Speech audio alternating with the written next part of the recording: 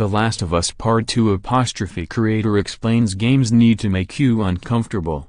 5 years later, The Last of Us still has the greatest ending in video game history. I won't spoil it here, if for some reason you've never played Naughty Dog's masterpiece, but it's a moment of tenderness and selfishness, a twisted, melancholy subversion of the previous 20 hours, a uniquely human gut punch that will have you staring dumbfounded at the screen. How do you come back for a part 2, after sealing off a story with a deftness that's so rare for this industry? Not easily, says Naughty Dog Vice President Neil Druckmann in an interview with Variety at Sony's E3 booth. I fooled myself thinking that I had a good idea when they were all really bad, so I'm glad we got to take a break with Uncharted 4 so I could take a break for an extra 3 years to think about these characters, and what kind of story would complement the first one well, he says. The first ideas were very plot-driven and focused on some surface stuff, and I lost sight of what made the first game special, this very core, primal idea of unconditional love a parent has for their child. We didn't have a clean idea. It was just a bunch of plot points and twists. Related Hitman 2 ditches the episodic format for a full-fledged experience. Dead or Alive 6 is all about being in a sport right now. We don't know much about the specific beats of The Last of Us Part 2 beyond what we've seen in the trailers. Druckmann says the story will focus on Ellie, and that it will pick up 4 years after the conclusion of the first game. He also reiterates this is a sequel in the contiguous, elliptical sense, a game that will reference the scars and story beats established in the first game, more The Godfather Part 2 than the new adventures of Joel and Ellie. We can get into stuff about what the ending, of the first game, means. What does it mean for Ellie and Joel? You don't want to mess it up, he continues. You can think of a series where the sequel taints your feeling of the franchise?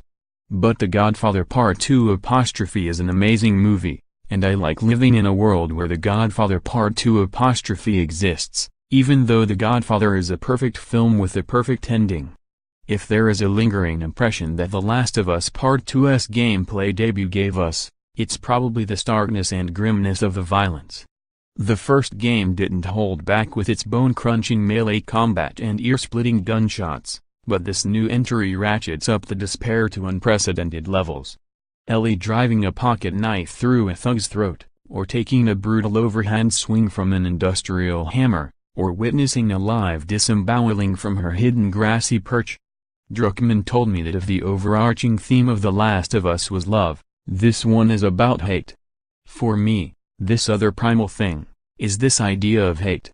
You can think of instances in your life when you've seen an injustice being committed, and for a split second you think, I would mess up this person. I would make this person pay. It doesn't take much to teeter into that.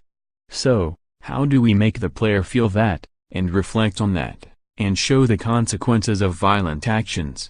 Druckmann, of course, has made plenty of games where violent action is not intended to be meditated on. The happy-go-lucky Nathan Drake has murdered thousands of mercenaries throughout his journeys, and not one of those executions was treated with any sort of profundity. It is clear, though, from the moment Ellie first takes a life that this is different. It is grisly, gross and slow, with all the messy intangibles of real violence right in place. It is hard to watch in the way that human suffering and cruelty should be hard to watch. I ask Druckmann if, internally, Naughty Dog has designed The Last of Us Part 2's combat to be fun, or if he doesn't have much use for that term anymore. If we're going to tell this story, we have to go there. We have to make you feel uncomfortable, he explains. We don't use the word fun, but it needs to be engaging. If you care about this character, and there are stakes, you are engaged. I don't want you to willy-nilly commit these acts. I want you to feel these moments. Building a video game where violence is elevated from a road mechanic into something that gnaws at the corners of your soul is a difficult tightrope to walk, but it's also something that Naughty Dog seems uniquely capable of tackling. We'll find out for sure when the game releases in the coming years.